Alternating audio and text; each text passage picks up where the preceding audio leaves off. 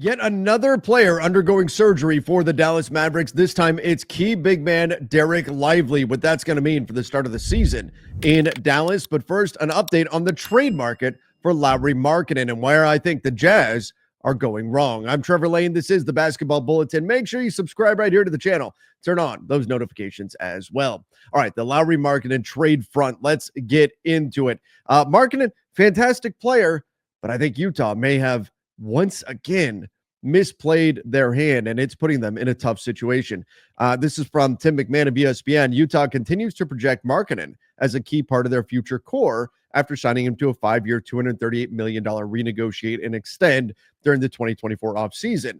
The Jazz did listen to trade offers for Markkanen before they finalized an extension. Remember, some of those offers were reportedly getting pretty high. They would have gotten a haul for Markkanen, particularly from the Golden State Warriors, who really, really wanted him. But ultimately, the Jazz held such a high asking price that they couldn't get a deal done. And this is nothing new for Utah. And I think it's to their detriment. They've set such a high asking price. Look, there's something for not selling low on guys, but the Jazz have gone so far the other way, setting an insanely high asking price to where it's telling teams that you are not interested in making trades. We've seen it with Walker Kessler. Now we're seeing it with Lauri Markkanen. I think it's actually hurting the roster construction of the Utah Jazz right now. McMahon goes on to say, with the Jazz requiring a massive trade package for Markkanen after he had a disappointing season, it's unlikely any team would be interested in meeting their asking price. So think about this. The Jazz could have gotten a haul last summer for Markkanen. He just put up a season where he averaged 19 points and 6 rebounds. Look, not bad. That's not bad, but it's not the season that Markkanen had the year before when he really broke out. Two years before in Utah, he really broke out. He had 25, almost 26 points per game plus 8 rebounds. The season before, 23. Now it's down to 19 points. The shooting percentage plummeted from 48% to 42%. And here's the problem. The three-point percentage dropped significantly, now below league average, 34%, 35%. If we round up, everything about Markkanen's game significantly dropped off last season. And here's where that's particularly problematic is the contract. The Jazz paid him as though he was going to continue to produce. They have to be kicking themselves right now that they didn't just trade him, because right now they're setting a high asking price for him, but who's going to pay this? I mean, you can make the argument that he's a negative value contract right now. $46.3 million this season, $46 million the next season, $49 million, then $53 million. I think the problem is this. Now Markkanen is going to fall into that dreaded third guy category where under the current collective bargaining agreement, you just can't pay the third best player on a good team first or second best player money. You can't give that guy max level money. And that's essentially where we're at with Markkanen. He's just being paid too much to be the third best player on a good team. And the way he played last season, that's what he is. He's being paid like a first or second best player. Now, maybe he bounces back and that solves the problem for the Utah Jazz. But right now, teams are going to look at him, and it's going to be the same reason why the Pelicans didn't want to pay Brandon Ingram.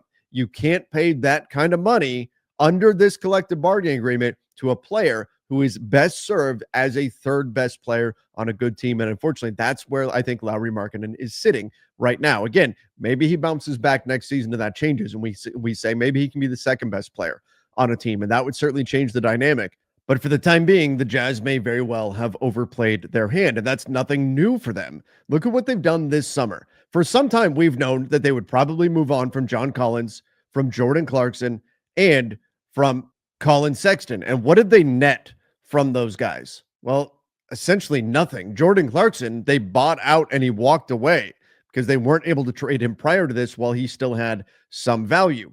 You look at John Collins. What did they get? Well, they turned John Collins into who was an expiring contract into two worse expiring contracts, two players who are lesser players than John Collins in Kevin Love and Kyle Anderson. And what did they get for their trouble? 1 second-round pick. Now, they did save some money in the net over on that deal as well, but you got 1 second-round pick out of that.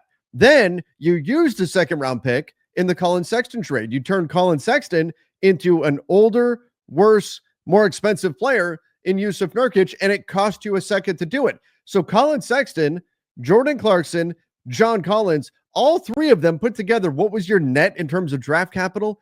Zero. Nothing.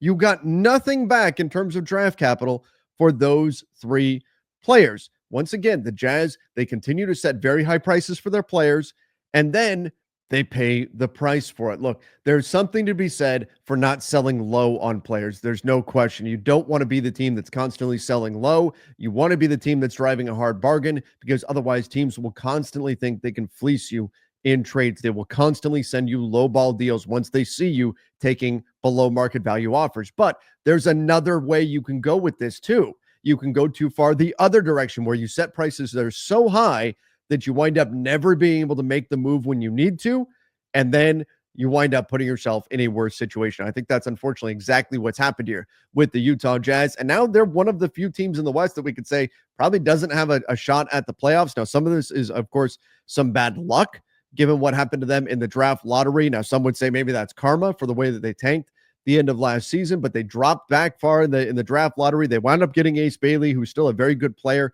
They were dreaming of Cooper Flagg, but clearly this Lauri Markkanen trade front is another situation where we're looking at it and saying, man, the Jazz really should have just pulled the trigger a year ago rather than waited and pushed and pushed and pushed for more than teams were comfortable in giving. And now I think they are paying the price for it. All right, let's jump to a little bit more news coming out of Dallas. Mark Stein announcing that Derek Lively underwent a procedure on his right foot. It was to remove bone spurs, and he was put in a walking boot. So that means three Mavs starters have now had surgery.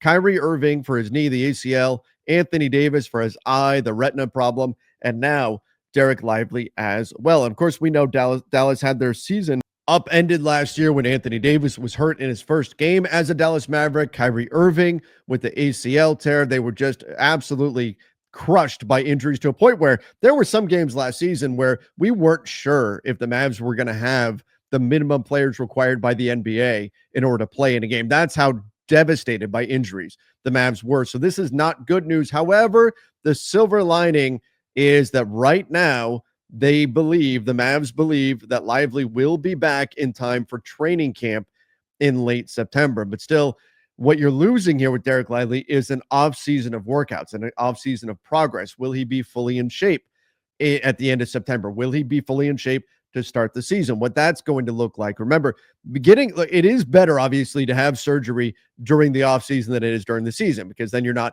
missing games. But you do miss out on that summer of growth, that summer of development, the work that you can put in.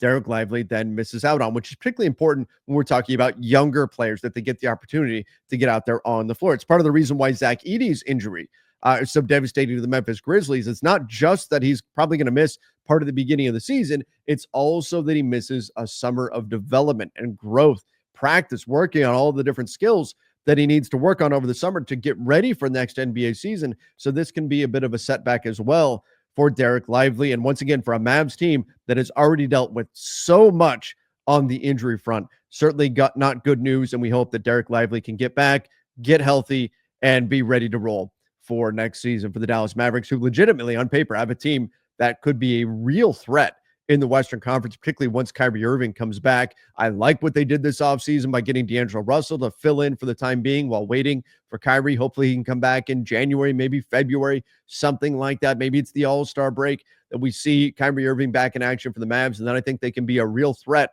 in the West. Certainly the addition of Cooper Flagg did not hurt. I think he's going to be a real good one, but still, that's three key players undergoing surgery this summer for the Dallas Mavericks. Certainly not an ideal situation. Everybody, let me know your thoughts in the comments down below. Are the Jazz making mistakes with their trade chips by asking for too much? And your thoughts on the Derek Lively situation as well. Don't forget to subscribe right here to the channel. Till next time, see ya and stay safe.